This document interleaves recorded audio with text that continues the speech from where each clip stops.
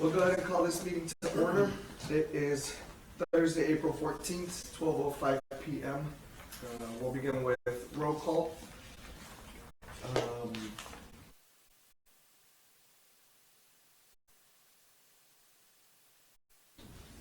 John Villarreal. Present. Arturo Dominguez. Rafael Dueñas, present. Julian Ratnowski. Present. George Alfgelt. Right now he's not here. Elia Guevara. Present. Mayra Hernandez. Present. And Ray Rocha. Present. Welcome everybody. We do have a quorum. We'll move on to agenda item number 3 is the approval of minutes for March 2022. I'd like to clarify on the discussion on possible action regarding economic development incentive agreement with TPA Group. There is a sentence that says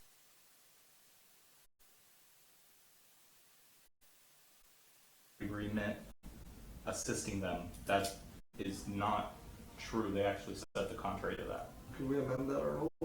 Sure, we'll double check the minutes just to verify the statement made, and if it's... I have the recording if you'd like to hear it. I checked it before coming. Okay, well, we need to check it anyway to make the change, but yes, we'll make the change. Sounds good. Well, we'll amend that. We'll make that change if necessary.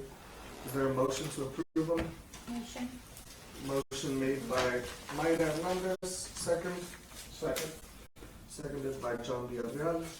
Discussion. Well, the discussion is I'd like the motion, so the motion to approve and Make the change. confirm and make the change. Okay. Is there a second to his change? Second. All those in favor, seconded by Mayra. All those in favor? Aye. Aye. Aye. Any against?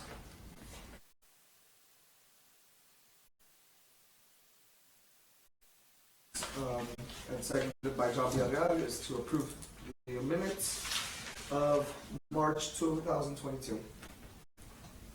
All those in favor? Aye. Any against? None heard. Motion carries unanimously.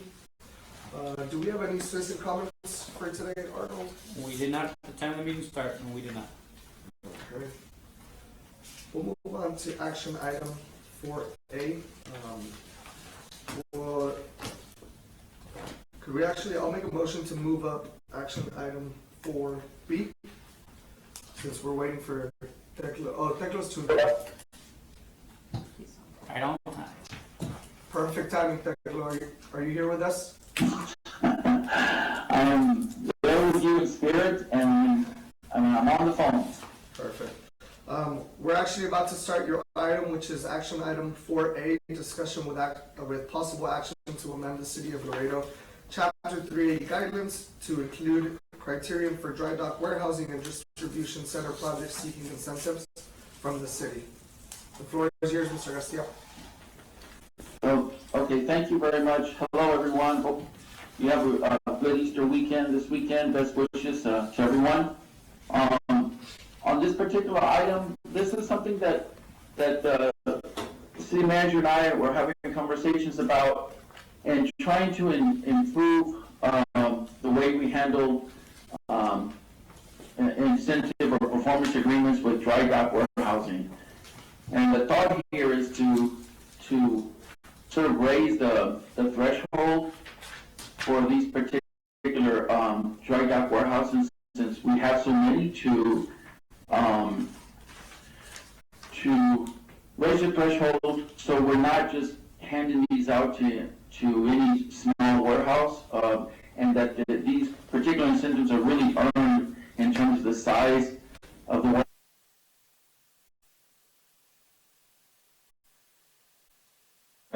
Just before the committee for your consideration. So if I can make a motion to actually, since this is regarding the Chapter 380, if we can send this to the committee that first put together and reviewed the Chapter 380, so that we can go into deeper discussion on how we're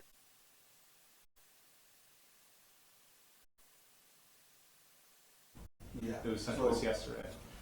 Yeah, so, yeah, I mean, I agree that we need to probably vet it a little bit more, at least for the next meeting, you know, the subcommittee. So that's just Mr. Garcia, how long have you guys been working on this document and seeing the observations for the amendments on the document? We've been working on it for a few weeks. Certainly, if that's the prerogative of the committee to look at it closer, I mean, if y'all want to make that motion, certainly open to y'all to do that. I'd like for you to be more specific of the sizes, the values, square feet, something like that. I just little warehouses, big distributions.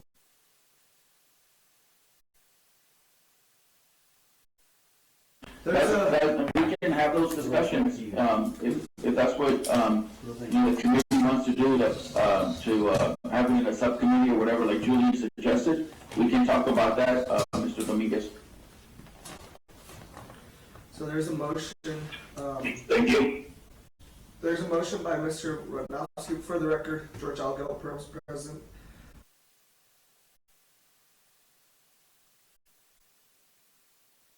That worked on it for further review and then bring it back to the table. That's my motion. Is there a second? Second. Arturo, second. There's a second by Arturo Dominguez. Further discussion? Mr. Chairman, one other thing, I hadn't really talked to city management about this, but just it occurred, thought to me, if we're gonna make, an amendment, to the 380 agreement regarding these things,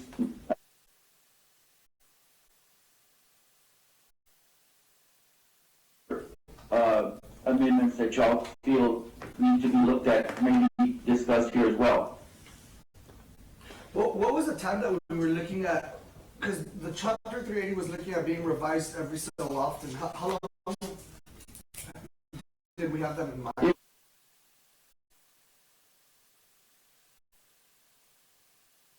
If not revised, every 2 years. I think, to clarify, the Chapter 380 should be based off our economic development strategy. So I think our economic development strategy, which was approved by council, is what needs to be ratified, and that will give us guidance on how the Chapter 380 needs to be updated. No, that's not correct. These must be looked at every 2 years according to state statutes, Julian. No, So whether we follow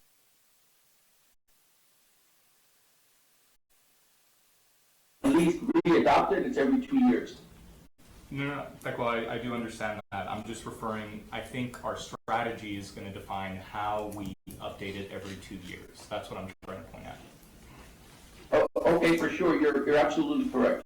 And as of right now, we've had these guidelines in place for a year, 2 months. Do you see, Mr. Garcia, a sense of urgency, or do you feel that we could take our time with this? Is there projects on the table that would have to what that would? No, right now? I don't see that much urgency. I think we can take, the committee could take a couple of months to do it, a couple of meetings. It certainly can't be done right away, plus y'all have your own schedules to figure out when we can meet to do it. So, yeah, we need to take a little bit of time. For the record, Mr. Dominguez is here present with us now. He was with us on the phone, but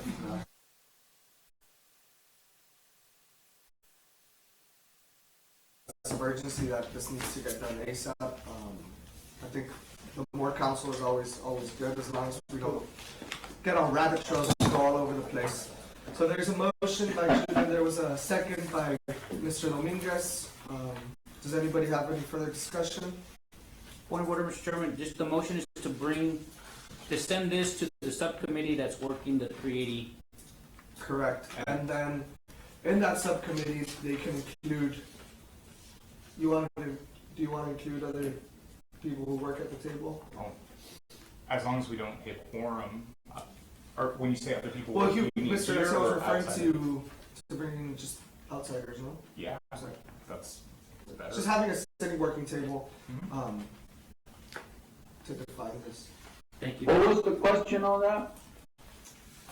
I think you mentioned right now, bringing certain people, consultants or something to the working table to share ideas and thoughts on the.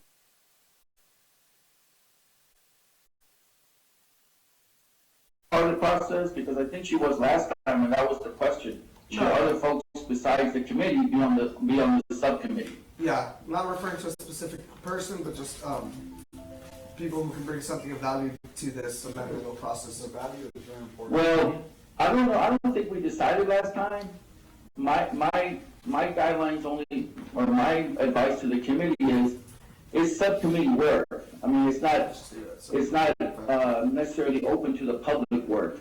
And any public person who wants to comment on these meetings can come to our EDAC committee to, and register the comment and lay their comments, at the meeting. But that's the purview and the province of the subcommittee. That's not the mandate of the economic development.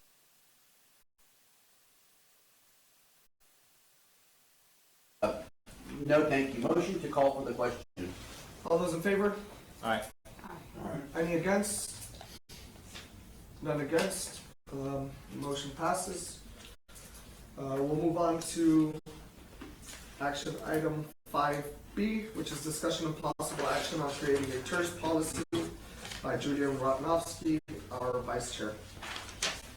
So this was brought up through discussions at city council and also with Mr. Garcia. So what I'd like for this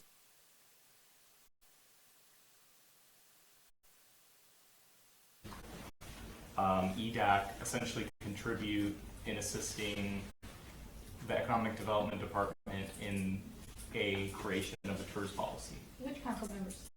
Mercurio Martinez and Melissa Sierra. And, I thought we already had a TERS policy. Who else?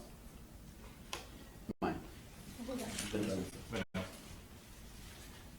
But No, we do not.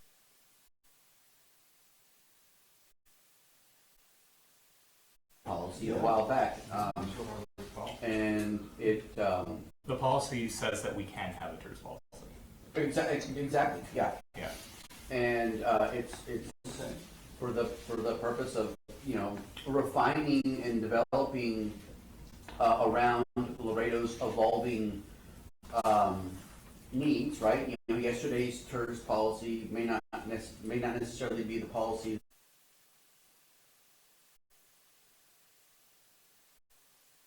because everything changes. So, Mr. Garcia, how would you like to move forward with trying to achieve the creation of this policy? Yeah, How can we thank you, Julian. What the city manager suggested here was, and we had at least 2 or 3 different conversations about this, was for me to work with the city management to find a TERS consultant, and then have the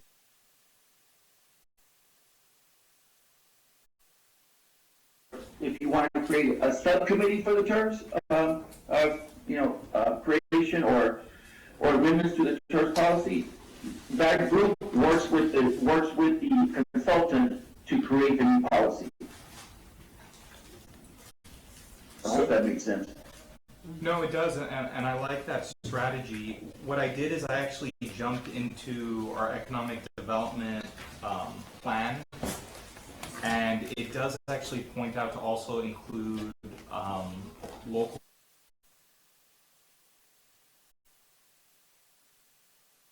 So if we can just make sure that if we do go the route of the subcommittee, that same subcommittee make sure they extend invitations to business institutions and other stakeholders. Right.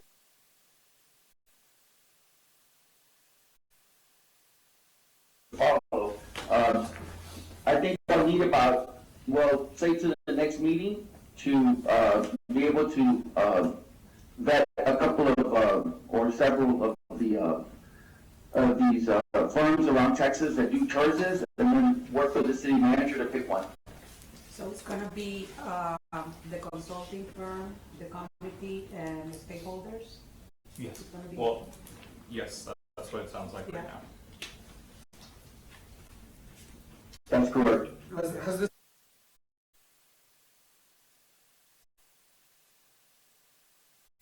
Well, that's personal direct. No, there was a vote. There was a vote by Albert Torres to create a TERS policy. That's correct. Let's That all close do, very understand. let's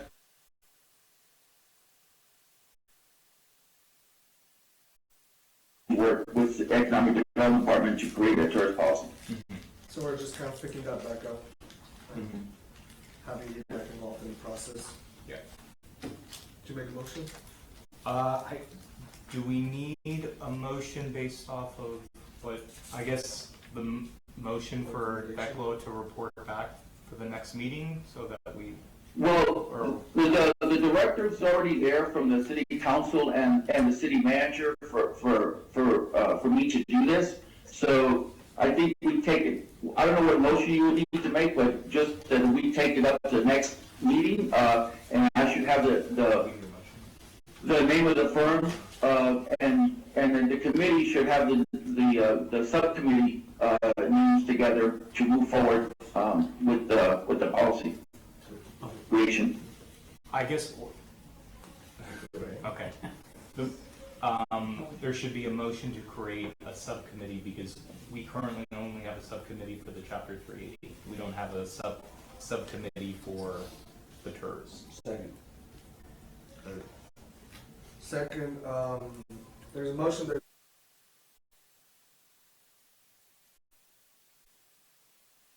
How many people are we? There's 9 of you guys. So no more than 4. you want to create it right now or you want to get it later?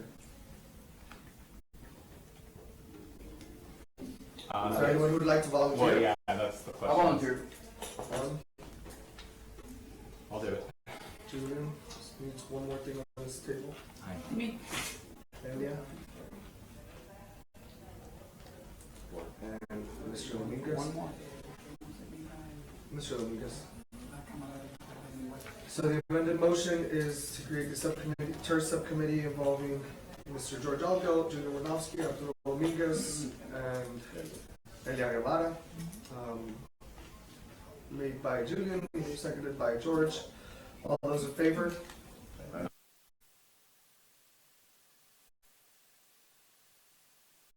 Motion carries unanimously.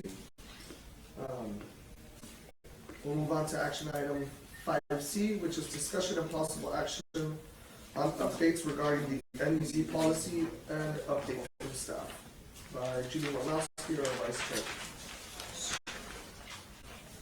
So, Pecco, if I can just chime in real quick, this was mainly to give an update because we did reach out, to staff and they, We do have Ms. Cabello online as well. and they did say that they were gonna work on essentially translating the policy that we previously approved to something that would fit, the city's policy. For example, there's mentions of impact fee waivers. The city of Laredo currently doesn't have any impact fee waivers. So they needed to make sure that, you know, the goals that are listed here fit how the city is structured. And once that was completed, they would send it back to us for our review, where we can make additional changes through the subcommittee, and then bring a final, updated NEZ policy to EDAC. So the NEZ was tasked to us by council last year. And this is a ordinance on the building department.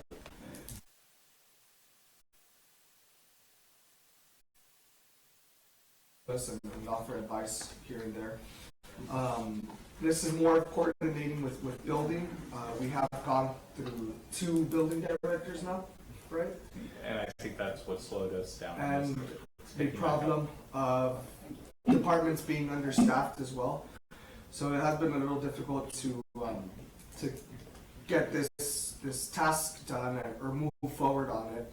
But now that we have a new building director, it's a matter of us getting together, of them building meetings as well, and realizing the sense of urgency that they have on this policy. We're here to help and support and give advice and offer our time and knowledge to them. So it's basically on staff as much consideration as they'd like to take forward on this. I know Julian has even got to speak in public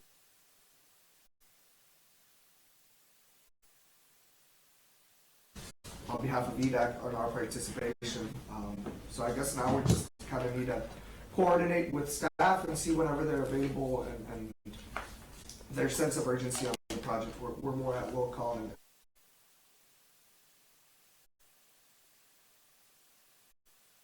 with council members and with the previous both building and planning director. So we're just on the wait for that. I don't know if you wanted to share anything else. Just that the concerns from council, one of the predominant concerns from one of the council members was that we make sure that it still includes, the smaller properties, which the rehabilitation of older, smaller homes, which it should. There shouldn't be any issue there. And the concern from staff on the NEZ is there's large swatches of land that are pretty much completely undeveloped and not in blighted areas that shouldn't be in the neighborhood empowerment zone. And by statute, by the state of Texas, you shouldn't really have areas that are not blighted areas included in these. So I think one of the other things that staff is going to isn't it mostly for blighted areas? Yes. Yeah, I mean, That's the statute, that it should only include blighted areas. So part of the update's probably going to be trimming back the zones. But yeah, that's. So when you say blighted, I guess, is there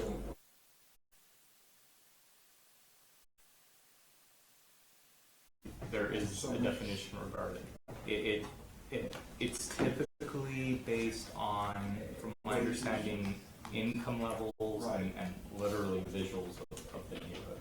under 50% of incidents of crime? Yeah, there's a lot of kind of like factors that go into it. But staff was concerned that there was areas that were being included that were just raw land, and that right now, currently, and I think this was brought up last time, that a lot of the incentives are going towards fast food chains and car washes. And the whole point of neighborhood empowerment zones are for neighborhoods and housing. Mm-hmm. So to make sure that our policy doesn't allow for those things to squeak through. It does affect commercial as well. Small businesses. But yeah, commercial mostly that will basically empower the whole neighborhood and beautify it. I was gonna say something else, but totally just slipped my mind. Anything else? I think that's it. That's the only updates I have, at least on my part. We're also looking at amending zones. Basically, when this policy was built, it was great. It was because it is such a good tool.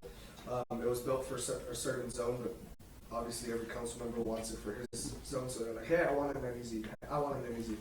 So we're going to be go over that with staff as well to see which ones where it could flourish better. Any further discussion on that? Well, I think if it is based on a certain income, then it sort of could probably meet that threshold if it I guess it's a really loaded question. I think if we define the parameters will define the zone.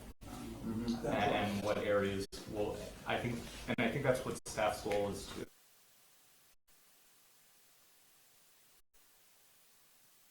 They're really not in it. And it's not unusual for zones to be cut slightly weird, because there are areas that have already, improved. We'll move on to One last thing, and I don't know, we've touched this before, there's a lot of empty lots out there, and I don't know if there's, to incentivize to those to be developed? I mean, I know there's some that are out there, maybe they're not even kept, or they're not penalized, because, I mean, The current policy allows for it's infill development, and as long as that infill is dense, so, you know, that would be allowed. There's nothing wrong with any Z's incentivizing raw lots in between a neighborhood that is widened, because that's one of the major problems we have in Laredo. We have a housing crisis, yet we keep saying there's not enough homes and there's not enough land, but if you go into the inner city, there are lots of empty lots. So those do need to be incentivized by this policy. What it doesn't is suddenly you have this huge, 200-acre area of just raw land. That shouldn't be something that's usually incentivized by this. Right, because that's gonna get developed, generally speaking, by the forces of the market anyway. Yes. Move on to action item 5D, discussion of possible action on updates. Just point of order, the C was a possible action item. There's no action. The committee's gonna take no action? It was just a presentation and update in essence. Thank you, sir. One thing, Steclo. Thank you for working with John in the building department. I appreciate you guys, giving me your ear and then also working with him to try to figure this out. So much appreciated. It's what we volunteer our time for, Steclo. You're getting paid a lot of money for it. Thank you. Discussion and possible action on updates regarding the downtown Parklet ordinance by Julie Rodofsky, our vice chair. So this was an item that I placed, because I spoke to Councilwoman Alyssa Figueroa. This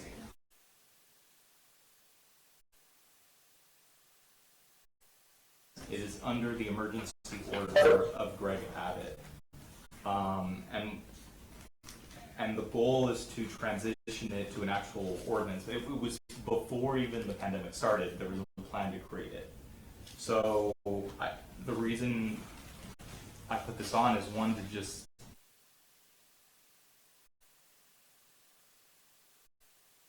create it into an ordinance, because there was a meeting where that discussion was had, and I don't think it's gone anywhere. And if Greg Abbott pulls the emergency order, technically the ordinance goes with it.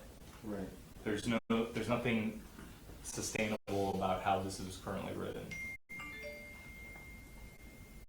I think this is an urgent matter. We definitely need to take it up to our council members who represent. yeah, so I guess it's up to one of the council members to champion this cause and move it forward. Well, the thing is, I believe there was a committee that was working on this, right? Because I brought this because I saw the sense of urgency, because it was going to expire in December, Yeah. I believe, or January.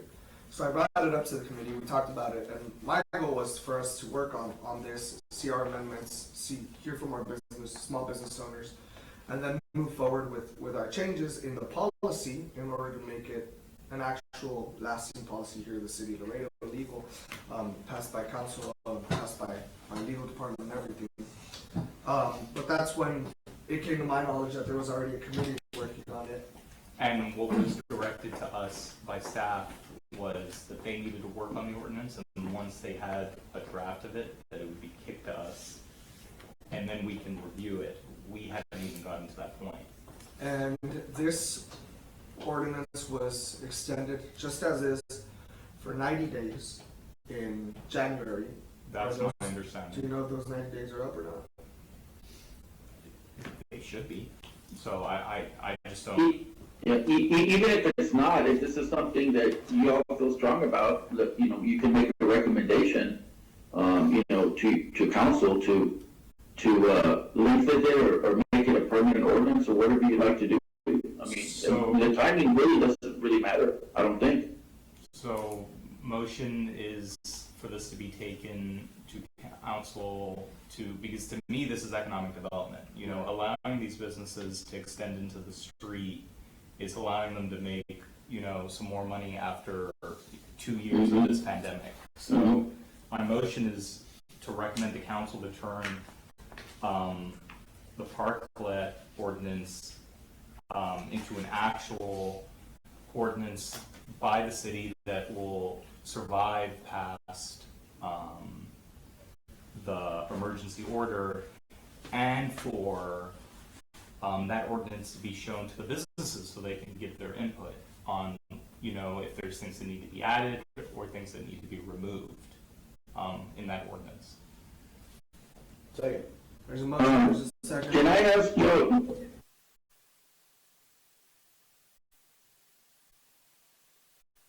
right now, as we speak, I've seen a few, but I don't know if they've sustained or if it's grown.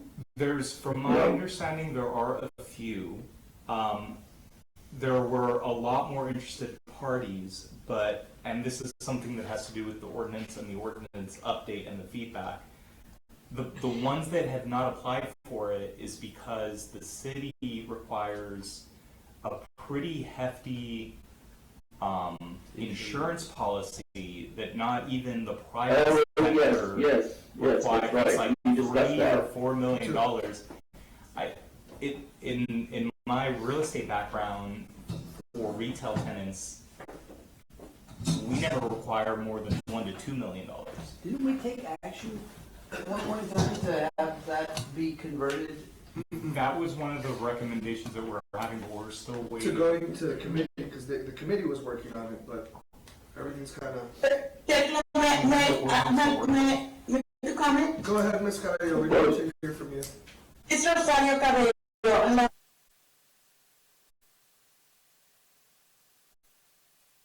Municipal League, our insurance company is basically the state of Texas that governs municipalities. So there's not a lot that we can do on the insurance requirements. We can always have an underwriter review them again, but it's ultimately up to them to decide whether.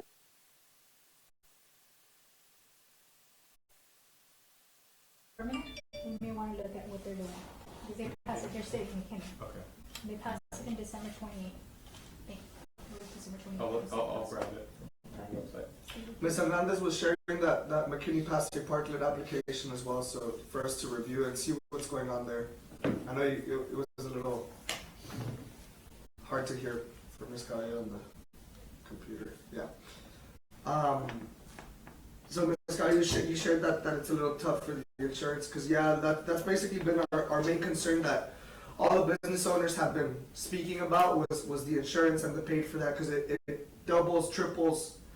Obviously it depends on the size of business, but the insurance is definitely a big toll, and providing workers' comp, and then I know it's a free policy, it's a free Parklet application, but there are other certain fees that need to be added in order for the business to qualify, and that's what I think was hindering back many of them.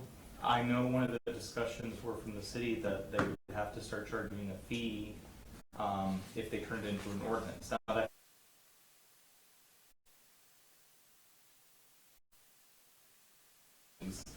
that are going to pretty much kill the rest of it. You regulate this to the point where no one's going to apply for it. You repeat your motion? So the motion is for to request staff and council to come up with a permanent ordinance that will survive after, just a permanent ordinance. Okay. The motion is to create a downtown Parklet ordinance. There's a motion, there was a second by George. Discussion. Yeah, I think this is definitely a good, useful tool. Ms. Cabello, aprovechando that you're here, hopefully there's something that we can work on to lower the cost for small businesses, because it is a little bit of a toll, and to ensure that our city flourishes, because it's also beautiful.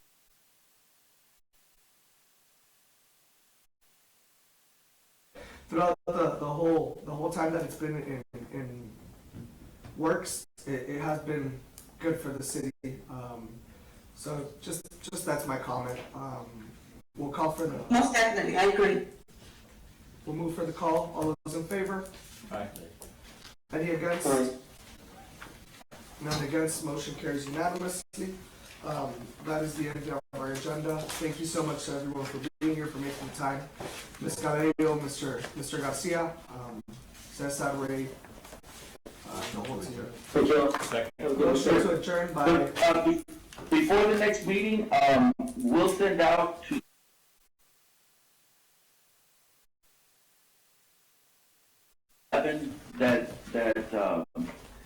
the Texas tax code that guides tourism and has all the state statutes and rules for tourism in there, just so you can get familiar with it before you start discussing with it. And we'll get that out to y'all.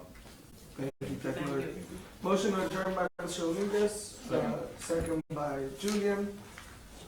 Any further discussion? No announcements, all those